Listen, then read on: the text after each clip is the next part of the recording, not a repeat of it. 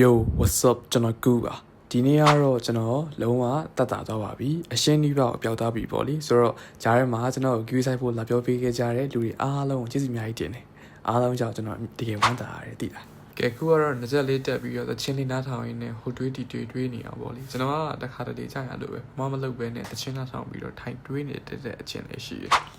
ပြီးတော့ကျွန်တော်စာအုပ်ထိုင်ဖတ်တယ်ကျွန်တော်ဖတ်နေတဲ့စာအုပ်ကတော့မြတ်ကြီးရုံတို့စကားမဆက်ကျွန်တော်တခုပြောဦးမယ်လေချောင်းနာနေလို့ရှိရင်လေအိမ်မိုင်းဘေးစလင်းကုန်ကြည့်တကယ်တက်တာတယ်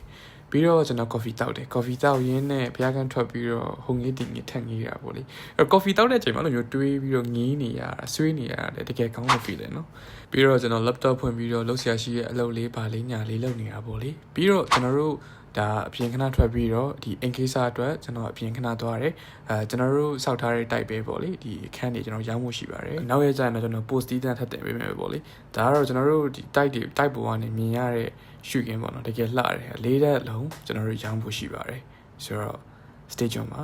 ခုတော့ဆင်းနေပါပြီကျွန်တော်စီပြန်ညံ့နေရပါလေစပင်းတော်တော်ရှည်နေပြီအခုကတော့ဖေဖေအခန်းထဲလာပြီးတော့ TV လာကြည့်ရင်းနဲ့ဖေဖေကလာနှိပ်ပေးနေရပါလေဆိုတော့အားလုံးပဲ take care ကျွန်တော်ကူပါ